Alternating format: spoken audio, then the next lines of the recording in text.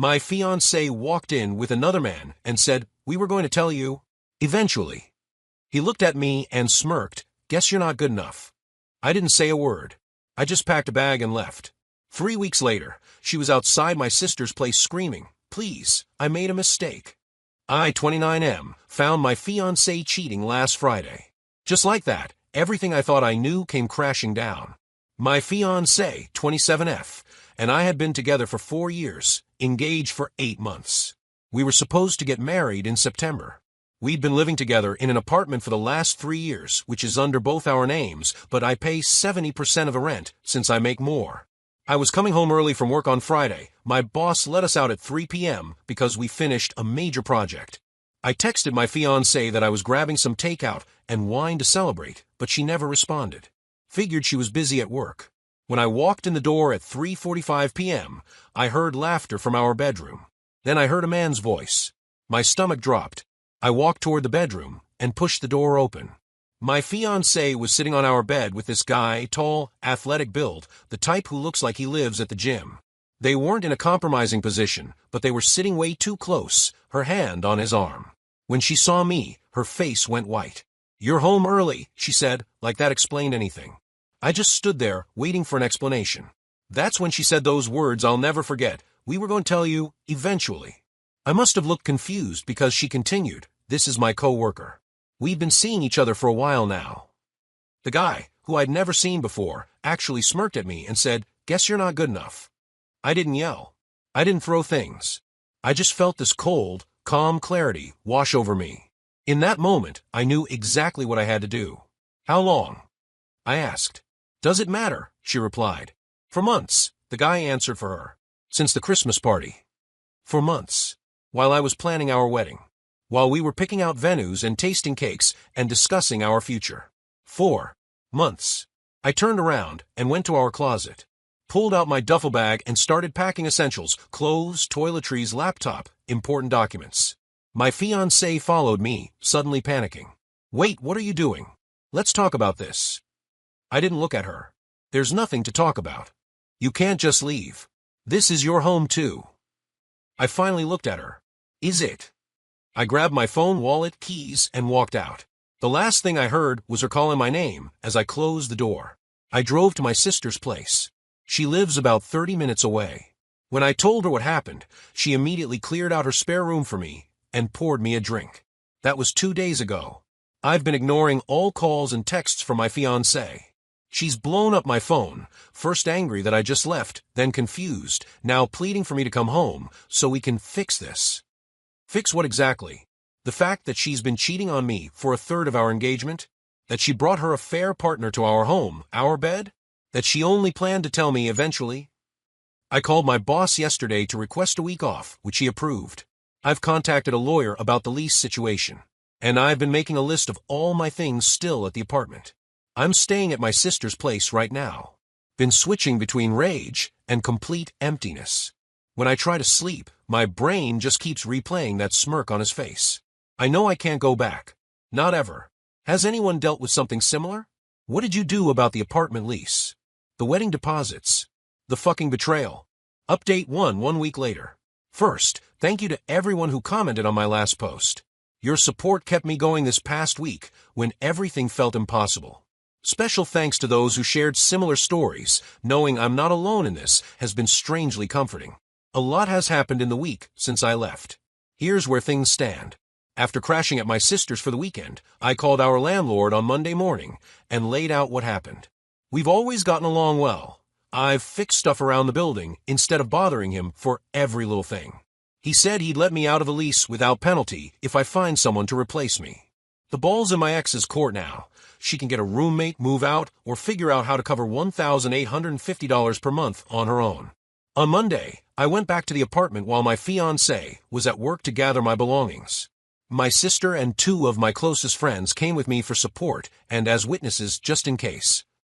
We loaded everything I wanted to keep into my friend's truck, clothes, personal items, the TV and game system I'd bought, kitchenware that was mine from before we moved in together. I left all the furniture we'd purchased jointly, and anything that was a gift to both of us. I changed my mailing address, removed myself from all utility bills, and transferred my portion of the security deposit to my fiancée, officially washing my hands of the apartment. The ring was a different story. It was my grandmother's, a family heirloom passed down to me. When we got engaged, my mom was hesitant about giving it to my fiancé, but I insisted she was the one. Turns out mother's intuition was right. I found the ring in my fiancé's jewelry box while collecting my things. She hadn't even been wearing it. While packing, I discovered something else, a hotel receipt from February for Valentine's Day weekend, a weekend she told me she was on a girls' trip with her friends. The receipt showed a king room booked under her affair partner's name, with her as the second guest. They'd been planning romantic getaways while I was planning our wedding. The wedding itself has been fully canceled. I contacted our venue, caterer, and other vendors. Most were surprisingly sympathetic once I explained the situation, though I still lost some deposits. My best man helped me create a message that I sent to all the guests who had already received save the dates, briefly stating that the wedding was off. I didn't include details, but word has gotten around anyway. Now for the messy A part. My ex has been blowing up my phone nonstop. First text, "You're seriously just leaving? Fuck you for not even talking about this." Next day, "Maybe if you weren't working 60 hours a week and actually gave me attention, this wouldn't have happened." By Sunday night, "Baby, please come home. I fucked up. I don't even like him. Please just talk to me." When I blocked her number, she started calling from her friends' phones. Then Tuesday, my coworker messaged that my ex was in our office lobby, making a scene. I didn't even go downstairs. Just texted my team lead what was happening. 15 minutes later, she texted that some guy from security walked her out, and she was never this humiliated. The next day, my sister called while I was at lunch. My ex had shown up at her door. My sister told her I wasn't there, and that she needed to leave or she'd call the cops. Apparently, my ex sat in her car down the street for almost 2 hours before finally leaving. Yesterday, she somehow found out which coffee shop I go to every morning and ambushed me there. She was crying, mascara streaming down her face, causing a scene in front of everyone. She grabbed my arm and begged me to listen, saying she'd made the biggest mistake of her life and would do anything to fix it. I simply told her, the time to fix it was before you spent 4 months sleeping with someone else, and walked out. What's been really revealing is how our social circle has split. Some mutual friends are saying I should at least hear her out. Others are firmly on my side, and have cut contact with her completely. 2 couples we were close with admitted that they suspected something was going on, but didn't know how to tell me. Her parents called me yesterday. They've always liked me, and her dad was in tears, apologizing for raising a daughter who would do something like this. I told him they had nothing to apologize for, they didn't make her choices for her. As for me, I'm moving forward one day at a time. I've found a month-to-month rental that I can move into next week. My lawyer advised me to keep all evidence and communications in case my fiancé tries to make claims against me. He doesn't think she has any grounds, but better safe than sorry. The hardest part has been accepting that the person I thought I knew, the woman I wanted to spend my life with, never really existed. That's going to take a lot longer to process. I'll update again if anything significant happens, but for now, I'm focused on rebuilding my life. Thanks again for all the support. Update 2, 3 weeks later. I wish I could say things have calmed down, but they haven't. If anything, the situation has gotten even more intense. First, the living situation. I've moved into my new place. It's small but clean, and most importantly, it's mine. I've been gradually buying furniture and making it feel like home. My friends have been amazing, helping me move, bringing over home-cooked meals, checking in regularly. I didn't realize how many people truly cared until I needed them. Now for the drama. Last Friday, I was at my sister's for dinner when someone started pounding on her door around 9 p.m. It was my fiancé, ex-fiancé, completely hysterical. She was screaming, "Please, I made a mistake," loud enough for the whole neighborhood to hear. My sister tried to get her to leave quietly, but she refused. She kept shouting that she needed to talk to me, that I was being cruel by ignoring her, that I owed her a chance to explain. When my sister threatened to call the police, my ex actually shoved past her into the house. I was in the kitchen and suddenly she was there, mascara streaked down her face, looking like she hadn't slept in days. Before I could react, she launched into this story about how her affair was just physical, how she'd been confused, how her coworker had pursued her relentlessly, but she'd realized I was the one she truly loved. The whole time she was talking, all I could think about was that smirk on his face in our bedroom.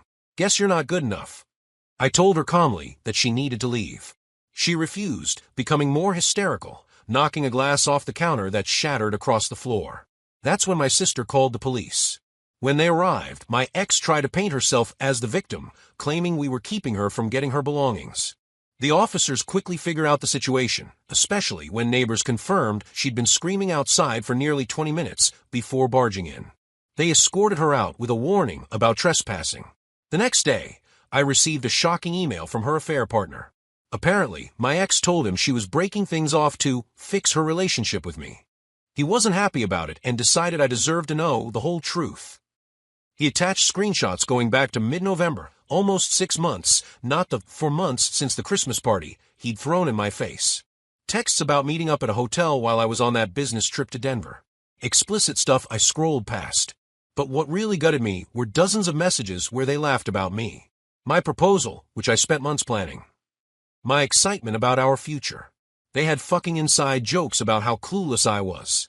Found a text from January, about a week after I put down $2,200, non-refundable, on the lakeside venue she had fallen in love with. Her, he's all excited about the venue deposit LMAO. Him, clueless idiot. Her, keeps talking about our perfect day, face vomiting. Him, bet he thinks you're his soulmate or some shit. Her, literally said that yesterday, skull. I forwarded everything, except the explicit images, to my lawyer, then blocked the affair partner's email. I don't know if he sent these to hurt her or me, but either way, it confirmed I'd made the right decision.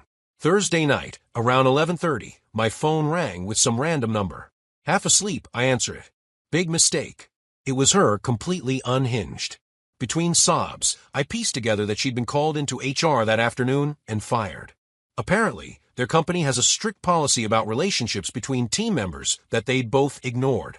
Someone sent HR screenshots of them making out in the supply closet during a company event. Her first assumption? I did it for revenge. She accused me of sabotaging her career for revenge. I told her I had nothing to do with it, which is true. I never contacted her workplace, but she didn't believe me. She said I'd ruined her life and hung up.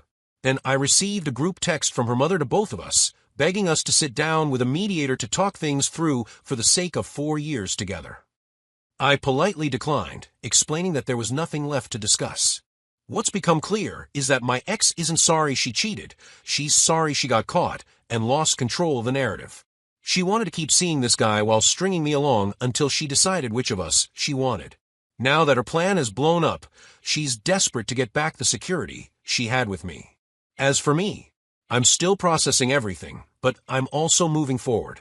I've returned to work, joined a gym, and even agreed to a setup my friend has been pushing. I'm not ready to date yet, but it felt good to know that possibility exists in the future. The ring is safely back with my mother, who hugged me for about 5 minutes straight when I gave it to her.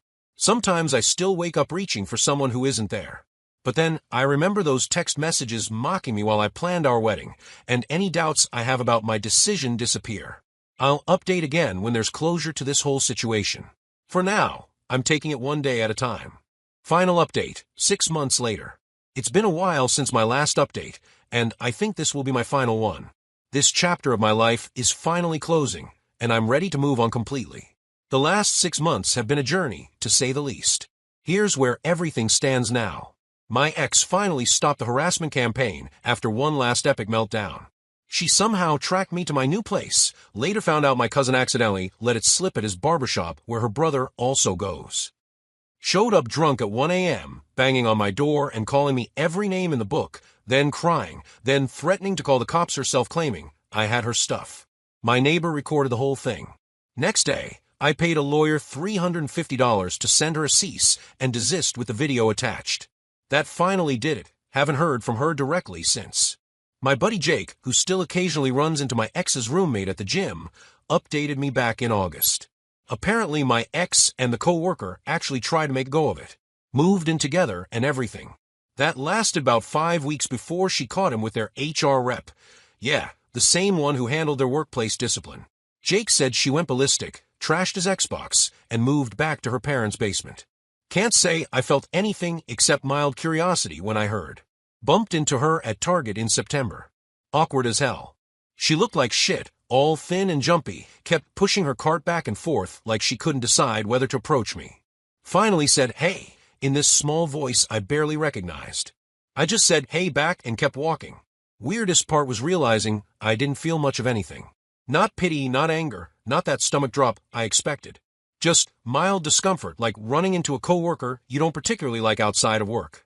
As for me, life has taken some unexpected but positive turns. One strange bright spot in all this: my temporary apartment building was being renovated, and I got chatting with one of the contractors about the terrible drywall work they were doing. Turned out he was the owner of the construction company, and they'd been burned by their project manager. We got talking about my background in construction management, and by the end of the conversation, he'd offered me a job. Been working there since July, better money, actual 40-hour weeks instead of 60 plus, and I'm not chained to a desk all day. Back in July, I ran into my sister's neighbor at a small venue downtown. She was there for the same obscure post-rock band I love. We got talking during the break. Turns out she remembered me from the night of the Screaming Banshee, her words for my ex's meltdown. We exchanged numbers, got coffee a couple times, then beers, then dinner. Started dating in August. It's only been a few months, but it's so different. We actually talk about difficult stuff without it turning into a blame game. Small thing. She asked me directly what my boundaries were about her guy friends. Seemed so simple, but my ex would have made me feel like a controlling asshole for even bringing it up. I've also reconnected with friends I'd lost touch with during my relationship. Looking back, I can see how my ex had slowly isolated me from people who were important to me. One of those friends recently told me, "It's good to have the real you back." I'd written off the $2,200 venue deposit as just another tax on this whole mess. But last month, the venue manager called me out of the blue. They'd had a cancellation for a fundraiser for kids with cancer, and they'd applied my non-refundable deposit to cover that event. Sent me a tax receipt and everything. Told me some of the kids and their families had an amazing day by the lake. First time I'd smiled about anything wedding-related since this all went down. Yeah, I still get hit with waves of anger sometimes. Mostly when I remember specific moments, her excitement about wedding cake tastings while she was texting him, the Christmas gift she got me while they were already hooking up. For fucking years, and I don't know how much was real anymore. But I dodged a bullet. Could have been divorce papers instead of a broken lease. Could have had kids caught in the middle. My buddy from college is going through exactly that right now. Saw my ex at a distance at a mutual friend's birthday last month. She looked rough, but I felt nothing much. Just a vague sadness for what could have been if she'd been the person I thought she was. Not gonna lie and say it's all sunshine now. Some days still suck, but most don't. Got a better job, a smaller but nicer place, and I'm seeing someone who doesn't make me feel like I'm always one mistake away from being replaced. That's pretty much it. Just another guy who found out his fiancée was cheating, walked away, and lived to tell about it. Edit. Since a lot of people are asking, yes, the ring is safely back with my mom. No, I never found out who tipped off HR about them. Wasn't me, but karma's funny like that.